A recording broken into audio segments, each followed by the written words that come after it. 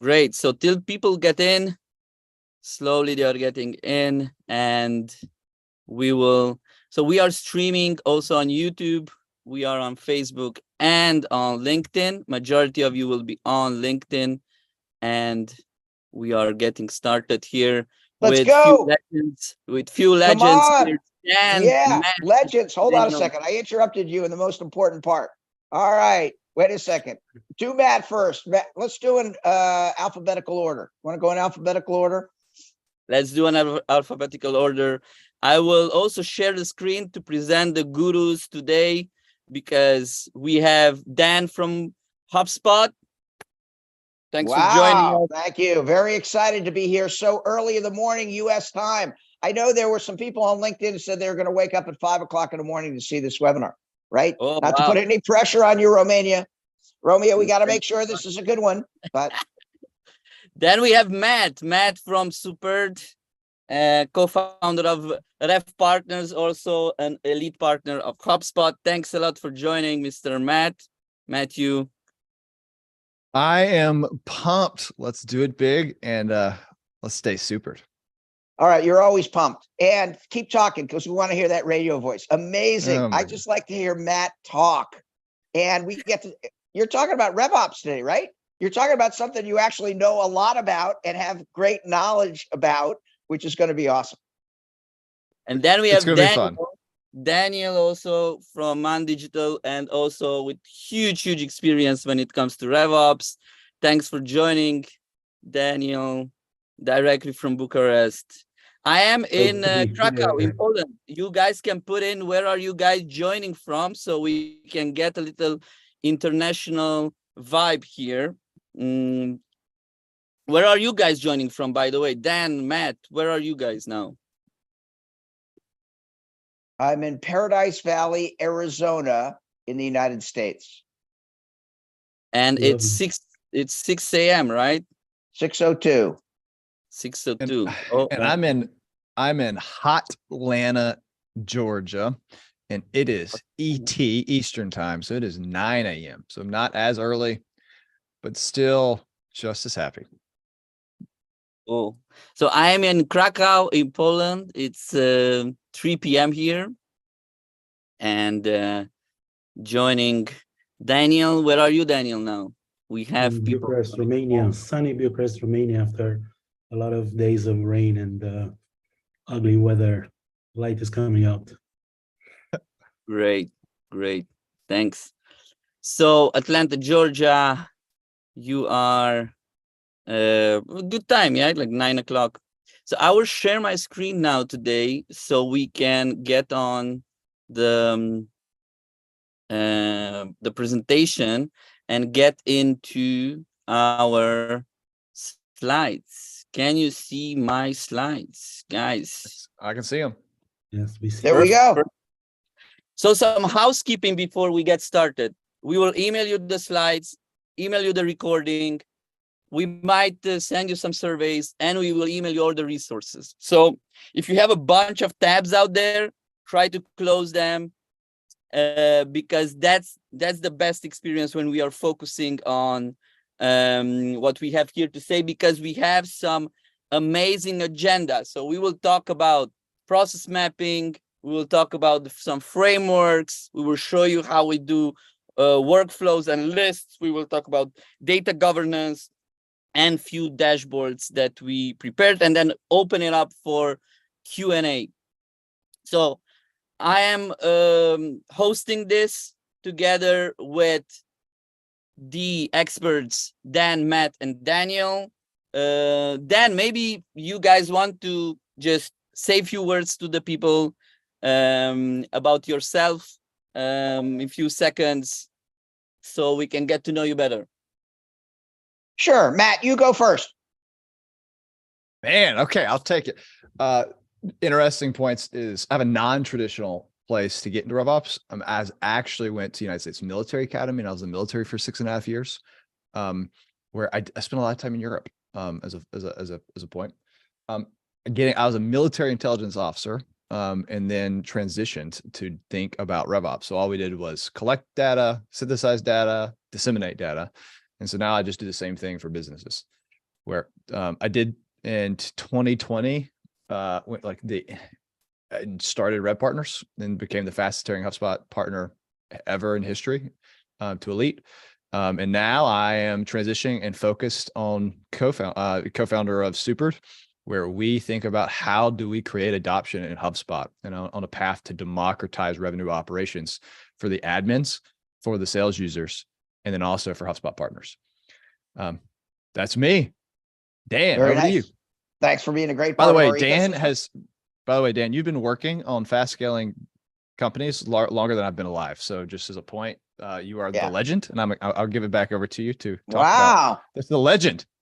Thank you very much. Right. Got to tell my kids. My name is Dan Tyre. I'm the luckiest guy in the world. That includes Eastern Europe. I've been married for 33 years to the beautiful Amy Tyre. Right. I have 2 socially responsible kids. One's in law school, one's saving the world for AI safety. Right. I've done 5 startups in the last 42 years. Right. My first one started at $2 million and grew to $1.4 billion when $1 billion was real money. Right. My second one as a CEO and founder grew to $30 million, sold to Phoenix-based company. That's how I got to Arizona. My third startup was a training company that had 12 locations across the United States. My fourth startup got bought out by Microsoft. Lucky me. And at that startup, Groove Networks, my boss was Brian Halligan. So when Microsoft brought Groove, he went to MIT, met Dharmesh. I worked for Microsoft for 6 months, which was super interesting. And then when they started HubSpot, they called me. They're like, we need a good startup guy. I'm like, why do you want me? Software's not that good. I know. It's amazing. Right. And I'm a full-time HubSpot employee for the last 16 years. I actually work in marketing now. Unbelievable. Right. Woo. Which has given me a really good insight into why RevOps is so important. Right. I work in HubSpot Academy. Put in the chat pane if you guys know HubSpot Academy. Yes Academy, no Academy for our participants. And if you're on the live stream, you know that in LinkedIn. The hoodie, show us the hoodie. Show us what you have there. Show us. I'm trying. Yeah. RevOps. You see it? With a little sprocket, a RevOps sprocket. My friend Allison Slavery, who is the executive vice president of RevOps, sent me this sweater because I worked in a RevOps organization. Right, RevOps reported up to, or marketing reported up to RevOps, or maybe it was partners reported up to RevOps for a short period of time. And she's amazing and helped define the category, taught me everything that I know about RevOps, and super excited to be wearing the color. So thank you for inviting me. This is going to be fun. Oh, look at all these Academy folks. All right, can I give a little teaser? Can I drop some free stuff? Give the teaser. Do people in Romania and Eastern Europe like free stuff? Put in the chat pane. Yes, free stuff. No free stuff. That's what I want to hear. Right? Come on, quick. Like we will get the hoodie with RevOps. I'm not promising it. Look at this. Ellen loves the free stuff. I love it. All right. Oh, look at all these free stuff. Okay, we woke them up. Everybody's all pumped up. We love free stuff in Poland. Right. There's my friend Darren. Unbelievable. All right, here's Daniel. Okay, I'm moving to Daniel. Daniel, tell us about you in a few words. Well, I have a very mixed background. Started as a computer science and business in university. Ended up graduating with a journalism and mass communication degree. Then I started working as IT manager. Went to school for an MSc in IT and realized I don't like IT. Did an MBA and I went into marketing. About let's say 5-6 years ago, I came back to technology and combined it with marketing, and that's how I got into MarTech. From MarTech, obviously HubSpot. From HubSpot, in the past 2-3 years, I worked with a customer where it was frustrating to try to align sales, marketing, and customer success teams to actually use HubSpot as a RevOps platform, and that's how I got into RevOps as well. And now I love the obviously HubSpot. I love that. Yeah. Without being biased here, right? So what is RevOps, guys? It is the best RevOps platform. That's the question, right? Because it can be messy, right? It can be pretty messy when we talk about RevOps. And actually, it's pretty fun because both LinkedIn and CNBC says that head of revenue operation is the fastest growing role in the US, which is pretty amazing. And if we look at Google Trends, the interest exists and is there with data, and also the HubSpot. So if you look, the correlation somehow between revenue operations and HubSpot, there is something there, right? So, but in reality, there is the job description of RevOps and what they actually do. So many times is that we are the fire extinguishers, right? We are but what we believe that we are Spider-Man, like we are connecting things. That's what we like to believe, right? So then, in 1 minute or less, what's RevOps? The formal definition is it's a strategic integration of sales, marketing, and service to provide better end-to-end view of administration management and allowing the enhancement of day-to-day processes within each of these departments. So Brilliant. traditionally, I know, isn't that awesome? I took that from the HubSpot RevOps overview page, right? Read it almost word for word, right? But from a business perspective, it's bringing everything together, everything under one roof, right? And it's amazing because all companies hit the RevOps wall. We'll talk a little bit about silos. We'll talk a little bit about process. We'll talk a little bit, but every single, including HubSpot. Everybody thinks HubSpot is this well-oiled machine, but multiple times in the scale of HubSpot, right, it became impossible to work and provide good customer value unless we had everything under a RevOps umbrella. Matt.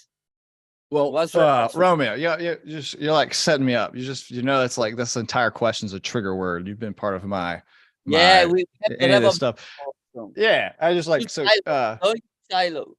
Yeah.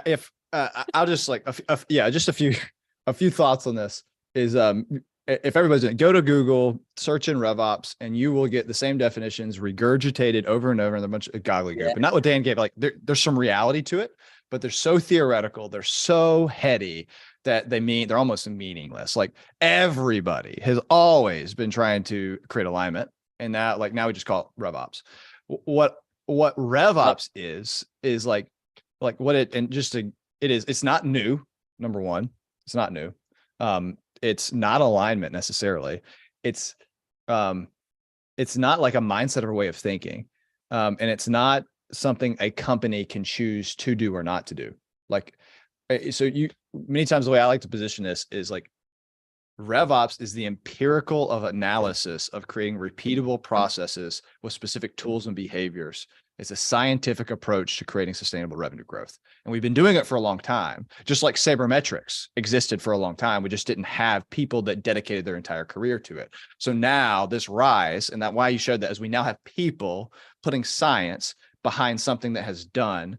And so like RevOps is just understanding scientifically how to create scalable processes over and over again to get to VM1 all the way to VM8 if you use the bow tie model, which I'm sure we're going to talk about. So I have a lot more thoughts, but like we're going to go into it. Yeah, sure. So I took the definition from the community RevOps Co. So actually it's a discipline of aligning go-to-market strategies. And I love this because at the end of the day, we want to do go-to-market, right? So, and what we have there, we have processes, meaning all the system to be together. We need to train people, right? We have different tools, and then we need the advisory part.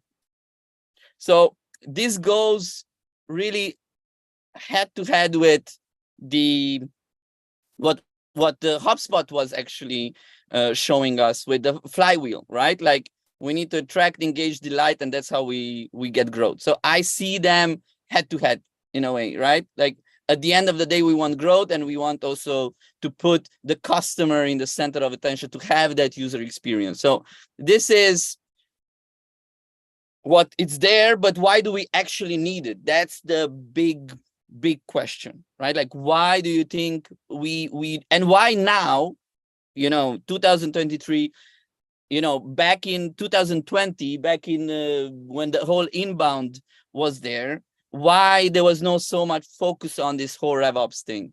Why do we need it then?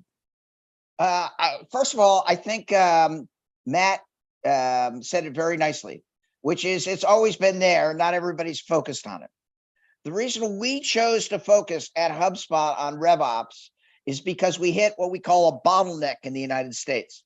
It's like a wall. It's like a mountain. It got really, really hard. It's an interesting phenomena, right? Because it happens mainly to companies that are scaling and scaling really quickly. So for those of the entrepreneurs in the audience that have scaled companies, right? It sounds a little weird, but sometimes a lot of growth is as bad as no growth, right? Sometimes growing very, very quickly doesn't provide that intentional, scalable growth that allows you to manage that customer relationship, right? And so my opening statement is sooner or later in all of the successful companies that I've seen, right? You see this phenomena where people have had a problem. They've gone out and they've got technology to solve that problem because they're good entrepreneurs. They're like, oh my goodness, we need to manage our customer success. We need to manage our sales program. We need to manage our market. And they don't necessarily think that at some point in time, they're going to have to pull all of that together, right? So now with, I guess it was the normalization of RevOps. Matt, would you agree with me? More people are talking about it now than ever before. Yes, and Google search would agree with you as well. Daniel, do people like regular business people come up to you and ask you about RevOps, right? Periodically there, what is this RevOps up? No, still no. No, not at How all. about you? How about you, Romeo? They keep asking me how to build the reports in HubSpot on data that they don't even have in HubSpot. All right, well, that's early. It's early. And guess what?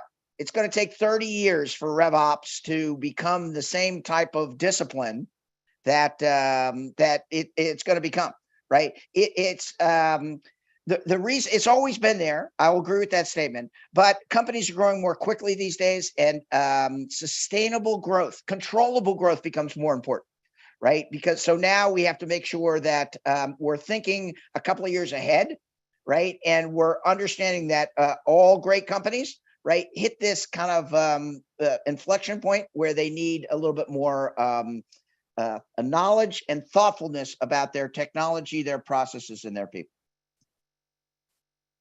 Matt, why do we need it so much now? Like you as an elite, like you founded an elite HubSpot partner agency. You guys do RevOps in Super. That's the one of the core things you guys do, right? Correct me if I'm wrong, but why now more than? Is it because of the economical crisis? What's happening? I love what Dan said. So, which is growth begets complexity. So I'm gonna just as a point, I love that statement. Here's why I think RevOps is so important today as compared to yesterday. It's compared why it is rising. And I'm gonna give you three frameworks. Number one is in today's environment, you cannot win if you're not doing RevOps. It's actually the playing field in which all companies compete, and it is the greatest indicator. Like when a PE company or a VC company is coming in and investing in a company, they're judging them. How are they collecting the data? How are they efficient and effective? And it becomes a competitive differentiation. So just number one, but number two, why? I think I have it bigger is internet broadband access changed how people collect data and the availability of data. It also, we lost control of the buyer's journey. It used to be pretty predictable. We could put them into a journey. We could see them all the way until we could see when they came into a funnel all the way to the end. That's not true anymore. People raise their hand when they're ready to buy digitally, and they're going through a complete dark funnel. Also, there's just more data. Each company has over 30 to 50 different tools, all collecting data. And so RevOps is just okay, we have data, there's science behind it. Now, how do we apply that to tell a story, tell a narrative, and be competitive? And so why RevOps is so important is because we can finally see the entire funnel, and we're trying to capture more of the funnel that we've lost access to. So it's those two things that says, okay, now for me to be efficient and effective, like Dan's talking about, it's impossible to compete against my competitors if I'm not doing RevOps well. And so that hits an inflection point at about $2 million AAR. And if you're doing earlier than that, then you are high speed awesome.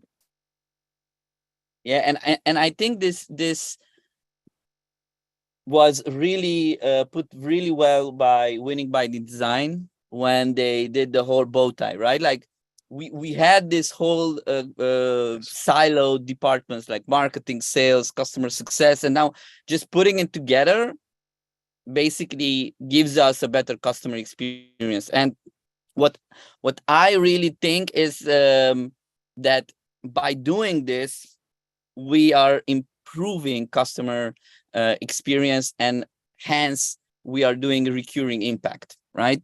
So we need to shift from that silos and that linear model into a more recurring model, whatever you're a SaaS or service business, because at the end, what you want to do as a business is to achieve impact and do that recurring impact, right? So but at the end, market is down, right? Like I just did a screenshot here from Jacob from Winning by Design that now in Jan and February there is a huge drop down in the win rate, like really down from 26% to 17% drop in average win rate, right? So that means at the end of the day that companies are forcing to focus more on driving efficiency, yeah, and throughout all the businesses. Maybe I've been repeating myself on what you guys said, but that's how my research and the study that I looked at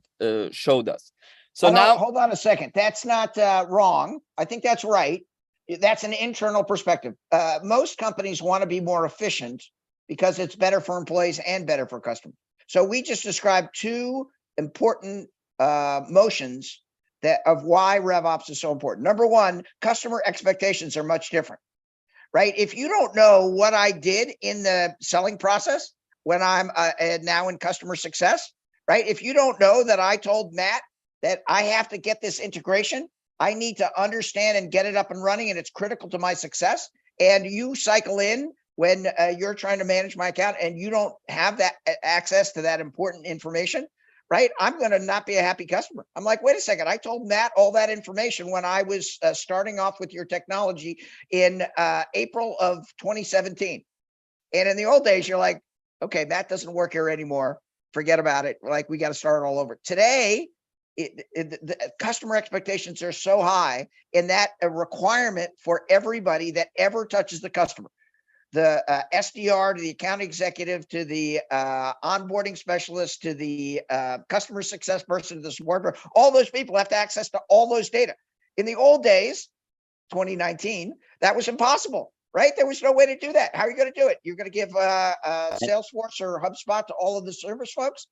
No one thought about that. But with the RevOps, of course, we think about that, right? It's critically important that everybody has access to that great data. And then to Matt's point, the most efficient companies measure that data, right? And if you're not measuring data, this is a call to action. Can I do an Eastern European Dan Tyre call to action? Or is that a little too pushy? Let's do it.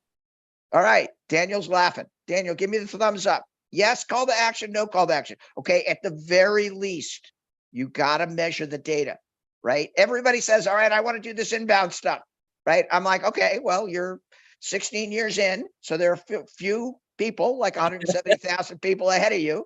But the most important thing before you ever start anything is I want to see the ratios. I want to see the numbers, just like Matt said. Matt, didn't you tell me you're a military guy? Is that where you got your love of data? I would say the love of data has always been there, but that is where I learned how to read and visualize data. You were a 9-year-old data nerd. Is that what you're telling me? Yeah, you'd say.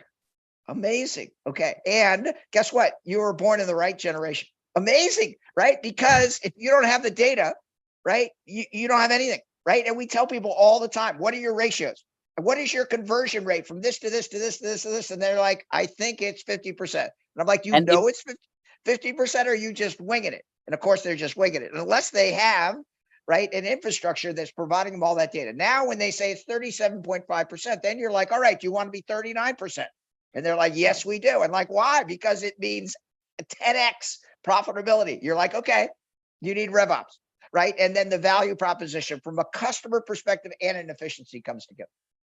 And I think this really good illustration shows it. Like, we need to move from this superstar type of a culture where all the processes and all the consultants are actually working for that one superstar that is closing the deals, or that one superstar that is doing demand gen, right? We need to move to this science culture, right? Where we are having processes, technology, enablement, skills, and the team, and obviously the data on top of that. So having that will, we will move from this type of work to this type of work, right? Like, we are getting much more efficient, and we are doing things much more faster. So I just want to go forward because I will skip this for now because I'm aware of time, and I really want to show you some frameworks, and I really want to show you inside of HubSpot. So one thing is the framework, right? So the guys, again, from you can check this on the website called the scienceofrevenue.com. There are a lot of these frameworks and models shared by the guys from Winning by Design. There are also a lot of books on it, but I want to just focus a little bit on the models that we need to get started even in HubSpot, because I want to make this as practical as possible. So at one point we have the lifecycle stages. We all know about all the lifecycle stages. I'm super happy that in November, HubSpot decided to give us the opportunity to edit this lifecycle stages, because they were really locked. So this opening this gives us the opportunity to really do magic, and I want to show you inside of the tool. So this is one of the model that we use, at least in Mann Digital, and the other model that we use is this one when it comes to lead statuses, right? Where we are looking at what are those raw leads that we get in, what are the leads that are assigned, who are we working on, who is qualified, unqualified, who is in the pipeline. Why we need also lead statuses? Mainly because stages only show us the current state, but it doesn't show us what we need to do with those leads. And this is fundamental to understand, because only if we have this, we have the clarity on our data in HubSpot. And I will show you how we set it up. But before we go, that few words on frameworks, models, Winning by Design, the importance of it for getting started in RevOps in HubSpot. Dan or Matt? Yes. What do you want? What's the question? So I'll respond to this. I put lots of thought in that specific framework in the background. So I have two thoughts. Number one is, if you cannot answer the question, what's my conversion ratio from lead to MQL, MQL to SQL, SQL to close one, stop everything you're doing and get the framework into your HubSpot right now. Anytime I've ever worked with HubSpot people, that's the first thing you do, because if you can't measure it, you can't see it. And if you can't see it, you can't improve it. So that's period number one. And then number two is after you have the data framework constructed, which you're saying, Romeo, and this is the whole point, is how do you get people to adopt the process? So everything in lifecycle, no one should ever touch. It should be automatic based on triggers, and never have anyone touch it. Ever, ever, ever. It should work automatically. And if it doesn't work automatically, you talk to the Mann Digital and you help and you get with them to make it work automatically. Lead status involves manual sometimes, but these two fundamentals should just be automatic based on triggers and list and workflows, period. Just so y'all hear. We will show you in a bit how we set it up in terms of rules, triggers, and so on. Daniel, supered to define it and talk how it works. Exactly. Okay. All right, Dan, thoughts on frameworks? Okay. So does everybody understand the difference between a lead, MQL, and SQL? Right? Because to our point earlier, that designation didn't happen all the time 5 years ago. Right? Once again, it's relatively new. right? And Matt, let me throw it back into your lap. Why do you want to understand those conversion ratios for all those three types of leads? You can't improve what you can't measure. Okay, That's that's why. number one. Exactly. Number two, right? When people say A I close simple- about, go ahead, Daniel. Add A that. simple increase in one of those conversion rates can mean 100K or $1 million in top line revenue. Yeah, it's not linear. It's multiplicative when you start doing the math, and we don't think that way. Multiplicative. Oh my goodness. I'm writing that one down. That's great. And it's also frustrating, right? Has anybody put in the chat page if you've ever heard a salesperson say, these leads suck, these leads are horrible, right? And they're SQLs. No, I don't call them, right? The dirty little secret is 46% of leads created by the marketing department never even followed up on, or followed up on once. Insane, right? But if you say, all right, these leads in this category close at 75% of the time, so we have to call them multiple times within the first 2 hours, then you get a salesperson's attention. Why? Because math is more important than emotion, right? And I love the fact that the science dictates the action, as opposed to somebody who is having a bad day, right? I'm not call my leads because my dog threw up on my carpet, right? And then that's like revenue walking out your garage. It's horrible. And if you have the algorithm, the science, the ability to understand, no, these are the actions you take when you see these frameworks. Now, all of a sudden, you're going to be more efficient. You're going to have happier employees. You're going to create customer delight. It changes everything. And it changes everything throughout the entire framework. Amazing. Yeah, I want to just show you how we build it. I will show you some boring Excel files, but in the end, it will show you a bit the overview, right? So first thing, obviously, you start with the pipelines, right? Like that needs to be freaking clear. And one thing that I see over and over again is this stage entry criteria and stage exit criteria are neglected. Like we need to know exactly in the framework how people get into your pipeline. So I will share with you all these frameworks. So don't worry. I just want for you to understand it as a bird view, right? Like I don't want to take it as to the microscope.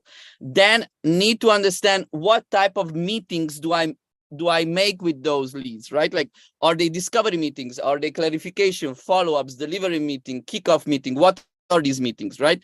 And then you define very clearly all the leads, MQL, SQL definition, and triggers. These triggers are important for your automation. And I will show you in a minute how we do that automation.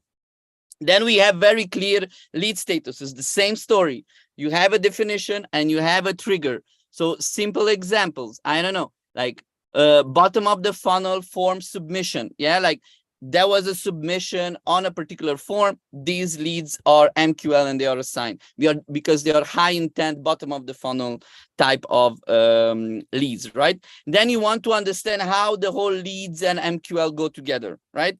I know it's like, not nicely presented in Excel, but this is very important for you to understand. And then what we do, we go into HubSpot and we make sure we uncheck the sync lifecycle stages because you want them to be based on these triggers.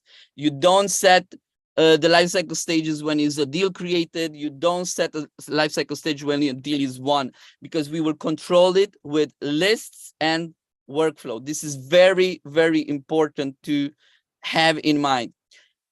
As soon as we do that, we need to go to understand what is the current process map, right? Like what is before we even automate and we do all this, we need to understand the current process map of the whole company. Yeah. So take out a Miro board. I will show you now here a demo, right? Like just a demo Miro board. People tell me don't do live demonstration, put everything in the slides. So now, as you see, loading here. Okay, this, I know, Matt, that you guys do very similar things. Actually, similar things when it comes to you go in with the company and you want to understand, okay, if you're an internal RevOps or you have an agency, you want to understand how is the flow of data, how do you get inbound leads, how do you get outbound leads, what sequences you are doing. This is just an example, right? Like how they are getting into HubSpot, from which tools, so on and so forth. So that's your first, let's say, stage to do. And then as soon as we have that, we want to have a let me show you here a demo. You want to check Lucidchart, because the guys from Winning by Design have a lot of these charts already made, so you can use them and you can check, okay, so I mapped out my current state, but now I want to really understand what is the future state, right? So first you go in and you want to understand the themes, like what are the themes going into your process, right? Like who is demand generation is taking care of leads, MQLs, the AEs are taking care between XQL to one deals and onboarding teams, so on and so forth, right? As soon as we have that, we want to have a very clear understanding of your processes. Again, we will share this because all these are in Lucidchart and open source processes by Winning by Design. We are just modifying them depending on the reality and what we want to put out there. So as soon as we have that, we need to understand the tools. So what are those tools that we are using for the framework and for that particular process? And again, because you have a very clear model, right? You have the bow tie model, you can just layer on top all these things. Yeah? You layer on top the teams, you layer on top the processes and the tools that you are using, right? So at the end of the day, when you look at the bird view, right? Bird view of your company, and we imagine a house, right? The whole infrastructure, the foundation is the RevOps, right? The tool, the contractors, all of that is RevOps. Above, you have company vision, values, objectives, you have your content strategy, and then in the middle, you have those go-to-market strategies. So that way, you really understand where is RevOps and how important this is in the whole ecosystem of your company's growth. So thoughts on that in few minutes. I tried to make it as fast as possible and interesting. But any thoughts on that before we get into automations and lists? Danielle, Yeah. Daniel, you go first. Oh, let Daniel go first because he added something about data that we should bring to the forefront. Data, I think it's important because earlier we were talking about companies having data or not having data, but you can also have companies that have too much data in too many places. And when data is broken into silos, in the same way as people and processes are, then it's a huge challenge to actually work with the same customer data information. And when you don't have an internally aligned customer data, your entire communication with that customer is basically broken. Yeah, because the sales team will say some things to the customers, the marketing team will communicate in a different way, and the customer support team will do everything else probably. So highly important, not just to have a lot of data, but to have the right data in the right place, the transparent data, and the data that it's aligned across all these teams. Because otherwise, if people do not agree on the data, be it definitions, be it, I don't know, just information in general, then this is a huge challenge. Thank you. Matt, you had a comment there. You go next. Yeah, I have two thoughts. I'll keep them short. Thought number one, everything you just showed can be overwhelming. And the question I get often is, where do you start? And I'll give you 4 places to start. Number one, your sales process. all of the thing you showed, that's technically VM3 through the VM5, your sales process, focus on it, map it out, get it inside HubSpot and start collecting the data in your sales process so you can see conversion rates by stage, number one. Number two, then do your customer lifecycle and get that in, understand the triggers. Number three, do lead status. And number four, then do marketing, then do sales to CS handoff. And those are the four core that I would focus on when you get started. Thought number two, anything that you do, you are launching, this is a product. The CRM is a product. You should name it. I don't know what you're going to call it, but you call it your baby. Like it is a product inside your company. And every process you ask, you're introducing something else has to be maintained, which is your job as RevOps. And you have to make sure it's adopted by end users, not just the people currently in your company, but when they onboard in your company. And so your job is expanding. And so this like firefighter, this look is like you're expanding your, like as you build, and you have to get adoption. And as soon as someone does, if you don't have 100% adoption, you have 0% adoption because the data has to be right or the reports don't work. And so focus on the core four and then focus on adoption and then start expanding. It can just be overwhelming. Just do those two things. That's it. Okay, the Slack, the comment chain is blowing up. First of all, we asked, do people have the process to the level that you just showed it, Romeo? And David and others like, not to this level. And why do you go that deep? First of all, are those files available to the people who are watching the webinar? Will you send them? Yes, the slides? Okay. We will send everything.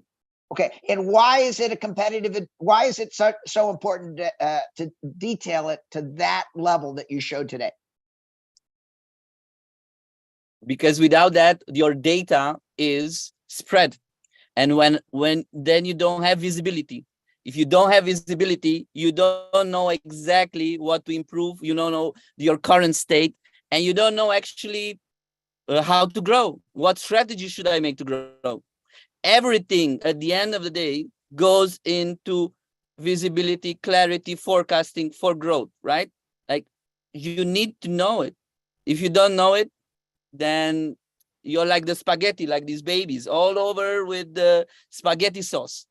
Oh, we need a slide for that. That's awesome. So 3 reasons. Number 1, efficiency, which we said multiple times. Number 2, for customer delight. Right? Because if your customer doesn't have, if you don't have access to the data, your customer's not going to be happy. And the third is competitive advantage. Guess what? I'm tracking all that data to that level. You're going to try to beat me in the marketplace. If I've got all of the science behind it, you're not going to do it. You can work 10 times harder than me. You can do all of the things that we used to do to be great entrepreneurs. If you don't have your data stack, and if you don't have that information that's easy to review and act on, you don't have a competitive advantage. So the RevOps for me has always been, this is the opportunity for you to buy a competitive, to invest in a way in which you can make better, more efficient business decisions to have more client success. Perfect. I just want to show people very shortly how we make those lists, right? Because it's very important to show a bit what's in the background. May I make a comment to a question? And I'll just say this because you'll know this point. So as you're pulling that up, because the automation and how to list is very important, how to trigger them, how to think through them. If you are doing this in an Excel today and you're pulling it out of HubSpot to do that, I say this often, an Excel spreadsheet is the quickest way to destroy a CRM. Because you're training users to adopt something outside of the CRM, that Excel becomes the source of truth. And now your data inside your CRM can't be trusted. So if you need help on thinking about like how to do conversion ratios inside of it, I would ask Romeo and his team to think through it, but it is possible and what afterwards, period. Okay. Thanks. So how do we implement it? So first thing we do is definitely we do so-called inclusion lists, right? And we learned this from the revenue ops summer school, actually by you, Matt, right? Like we create the inclusion lists with all the things that we added in our framework, right? Like we have a lifecycle stage inclusion list, we have a lead status inclusion list, right? We have all these memberships and all these filters, and this is why HubSpot is great because we can it's so flexible to filter everything there, right? And then we create the so-called workflows for those inclusion lists, right? So we need to make sure, that all the lists get into these workflows. So we are mixing, we are doing lists to include into workflows. And then these workflows can get a bit complicated, as you can see here, right? Like it can get a little bit complicated, mainly because of the data and the timestamps that we really need to make sure we do good reportings. I don't want to go a lot in deep into this. Reach out to us if that's something that you want to learn more about. But the main idea is that if we don't do this, your data is in all over the place. If you do it manually, the biggest issue that you will have is the timestamps, because you're not letting all the leads go through all the lifecycle stages, because you will change from lead directly to opportunity, and it didn't go through MQL, SQL, and hence your reporting will be all over the place. And that's where we get to data. Your data is not trustable. You get the data, you put it in Excel, and you try to report there, right? Like this is the biggest issue that you have, right? Again, as Matt said, this thing is a one-time thing. You set it up, you forget. Your salespeople don't even need to know about this, yeah?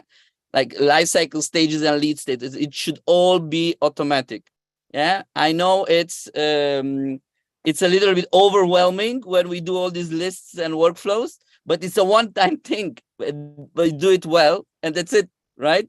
Next, we go to data governance, but this is important. Now, challenge here.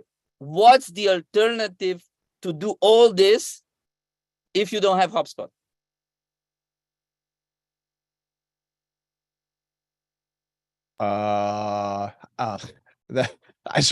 That question is the reason I come from a Salesforce background. I come from a Dynamics background. That question is the reason I bet my house, my car, my children's college education on building and doing everything inside HubSpot. Is there is an alternative, but it includes multiple databases. So often you're having to do high touch or syncery, or bringing something out into outside of a Google Data Studio and able to sync everything together. And then you're pushing it out in a Looker. It gets really complicated. And honestly, that's what most companies are doing. It's crazy. Every time you add another data source, it gets multiplicatively harder. So the alternative is work harder and pay more money. That's the alternative, Romeo. And it's not a good one. Thank you. I know, Dan, you cannot answer that question, so I can answer it. Right. The answer is, if it's not HubSpot, you got pain, right? Significant pain, right? And there are always alternatives. They're just not good ones, right? I agree with everything Matt said. The crafted, not cobbled approach, right? Which HubSpot has adopted, right? HubSpot UX looks like a video game, right? You get experts like Romeo and Daniel and Matt to help you get to that level of detail. And then the HubSpot technology will make it easy for you to implement. It's still hard, right? I don't want to tell you that it's like snapping your fingers and boom, you're going to have it in a week and a half, right? But you're on your way to a huge competitive advantage, because if you have the data that Romeo just saw, if you have the understanding of the process, if you have Daniel's data and ratios, right, then it's going to be hard to unseat you as an efficient company that's providing customer delight. Perfect. Daniel, we can start the transition. Well, I'll start with the questionnaire that I've put in the chat. The big question is, who's owning the data, the GTM data? Because I think this is the major reason why data governance and RevOps, it's like a quenched thirsting of a deep, deep thirst for companies. Because data is not owned by anyone most of the times. Salespeople will work with some of their own data, but that data sits in maybe different technologies or different platforms or Excel files. The marketing teams work with their own data. Some of them is in analytics, some of them is in their paid media accounts, some of them is on social, some of them is on paper or at events. customer success works with their own data, and even that it's often difficult because most of the time the customer relationship is connected with finance. So they need a finance team or at least information about the finance or what is the actual revenue that it's recorded in books, because most of the time the CRM will not show the actual numbers. So ownership of Yes. data, I think it's the biggest issue that most companies are facing right now. And that's the reason why data governance is it's complicated and it's challenging. So we will share with you guys the data governance template. It's a template that we did.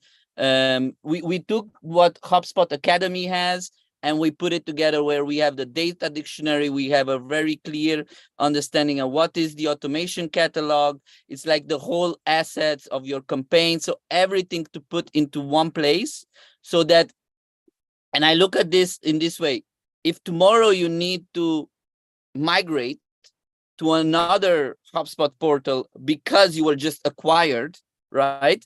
You need to have everything very clearly prepared for that migration. And the way to do it is to really govern the data.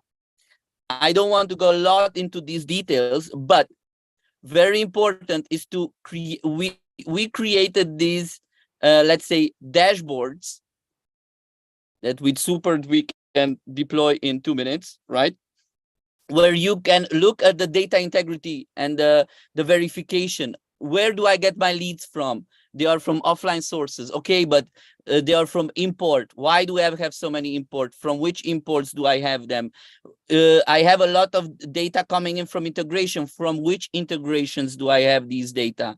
And later on, go and also look into buying personas, because buying personas is when you will start to understand the qualitative information about your data, like who is in my HubSpot.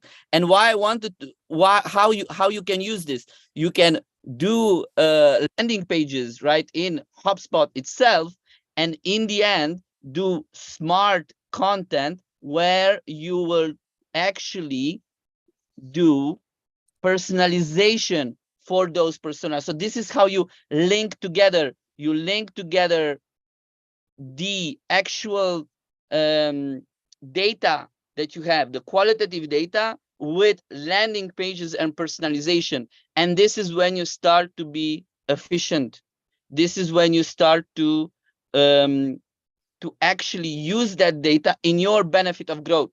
I know that we talk a lot about this data. I just wanted to show you the end goal, like why the data is important for the customer and for you to become more relevant at the end of the day, because relevance beats many times personalization, right? So we need to. And it's highly important to understand which are your core data points to help your go-to-market teams, because you need to have valuable and quality data in those properties. And I'll give just a couple of examples on how you can actually create segmentation criteria and enrich your data in your CRM with just assumptions and a couple of workflows.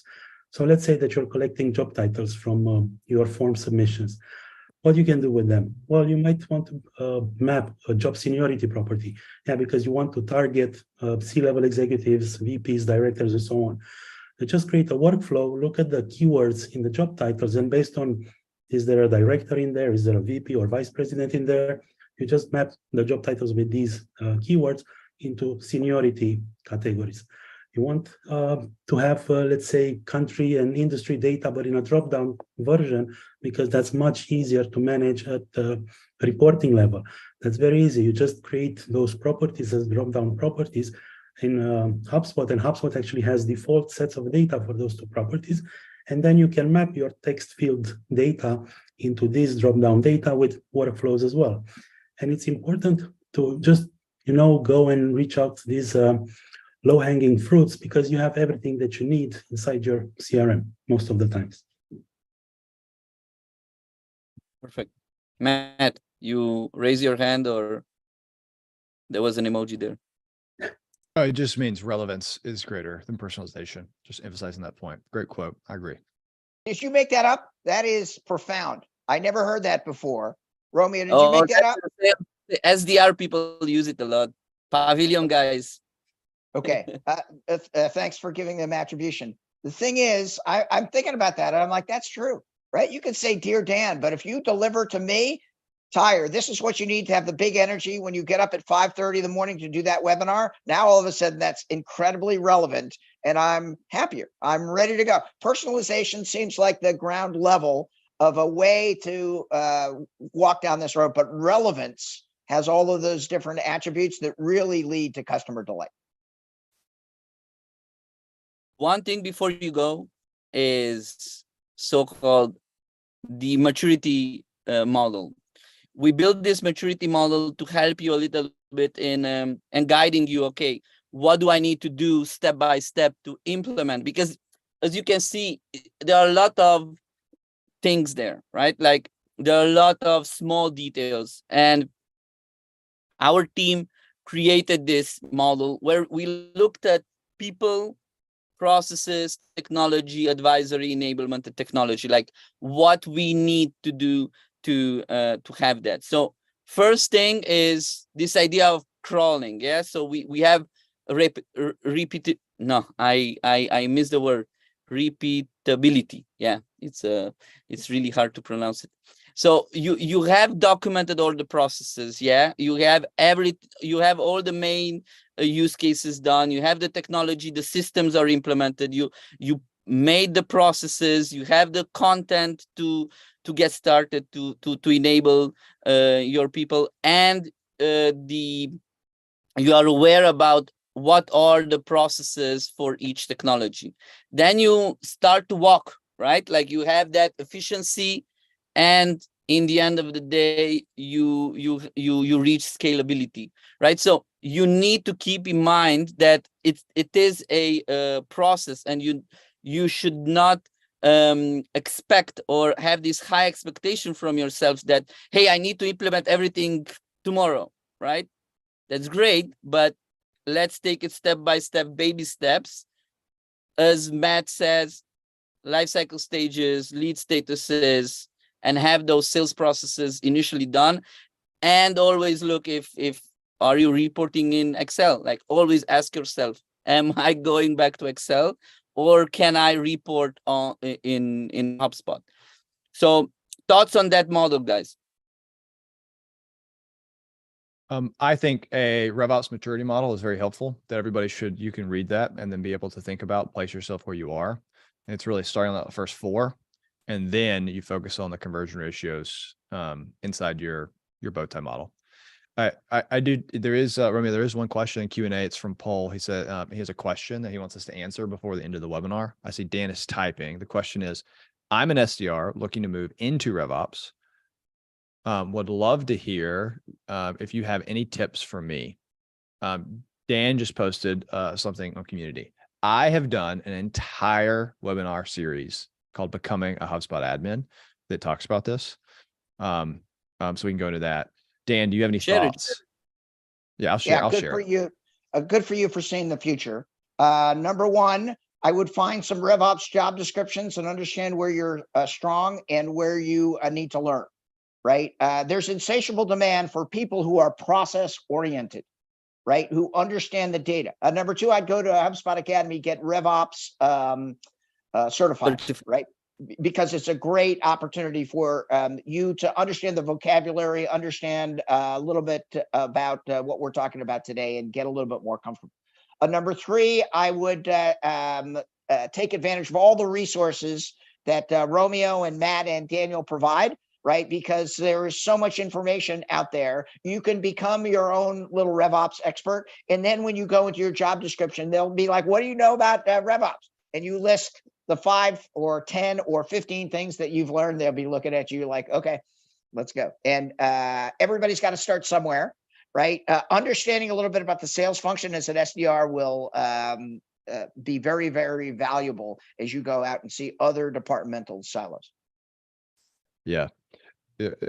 One other thing I'll add is I create a whole framework called the 5 stages of the HubSpot admin. They go through stage 1, 2, and 3. They give very explicit recommendations on what you should do. I recommend you go there.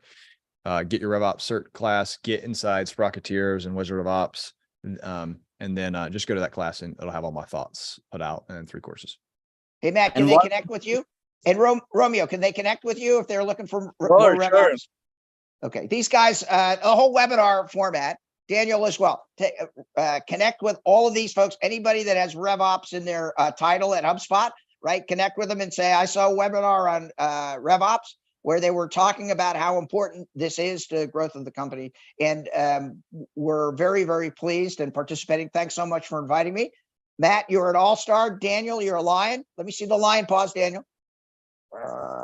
Yeah, very good. Romeo, thank you so much for arranging this. Put in the Thanks, guys. chat. This was great.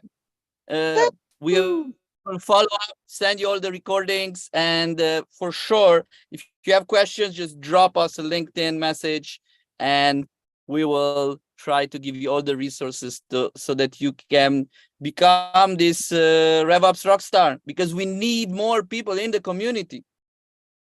Fastest growing job in America, and soon it's going to be the fastest growing job in the world. Yes. Thanks, guys. dat. Have a great day ahead. And again, thanks, guys, for waking up in such an early, like 6 or 5. Thanks a lot. Thank Adios, you everyone stay for awesome. joining. Adios. See you on LinkedIn.